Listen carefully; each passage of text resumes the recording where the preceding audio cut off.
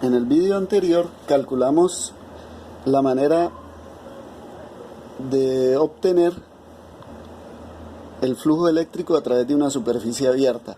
Ahora lo vamos a hacer a través de una superficie cerrada, es decir, aquí nosotros vamos a considerar en este caso una carga Q positiva cuyos vectores campo eléctrico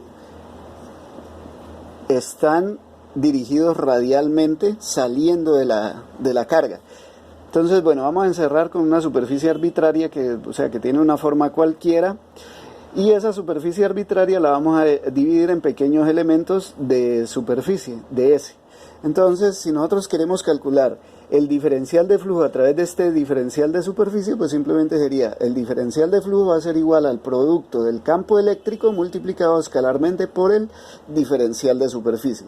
Si queremos conocer el flujo completo, pues simplemente integramos a ambos lados. Acá integramos sobre el flujo, entonces me daría phi, el flujo total, flujo eléctrico total, porque los que están pasando son vectores de campo eléctrico, y del otro lado me quedaría la integral sobre la superficie cerrada, que vamos a simbolizar con una bolita aquí, y S, la superficie cerrada S.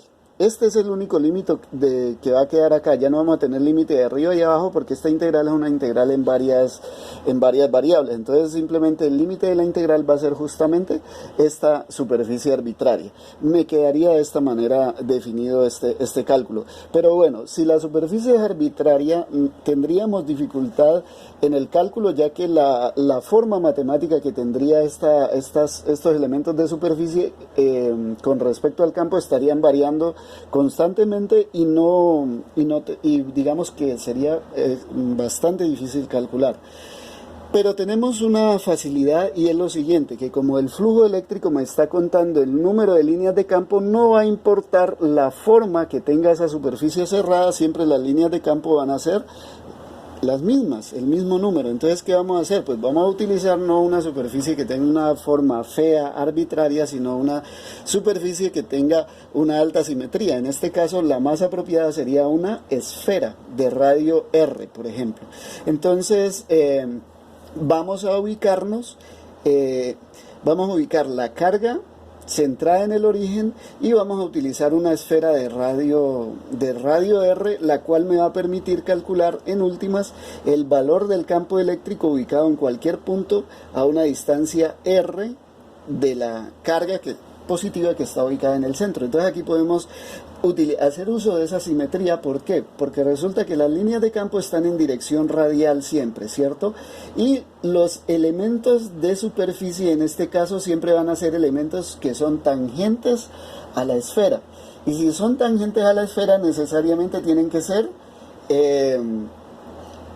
los ds tienen que ser paralelos al radio, es decir, que estos elementos ds en este caso van a ser paralelos con las líneas de campo eléctrico. De aquí que el coseno va a ser igual a 0, siempre, en cualquier parte. Entonces me explico aquí en un dibujito esquemático. Digamos, si usted tiene aquí está la superficie, ¿verdad?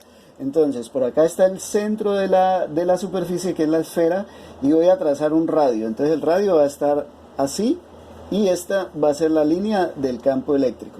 Ahora, cuando yo trazo un elemento de superficie, ese elemento de superficie va a ser tangente aquí, en este punto, a la superficie. Pero como es tangente, el vector que lo representa debe ser un vector normal a esa tangente, y un vector normal a la tangente debe ser un vector que es colineal con el radio. De aquí que este ángulo sea siempre 0. Entonces eso nos simplifica mucho. ¿Por qué?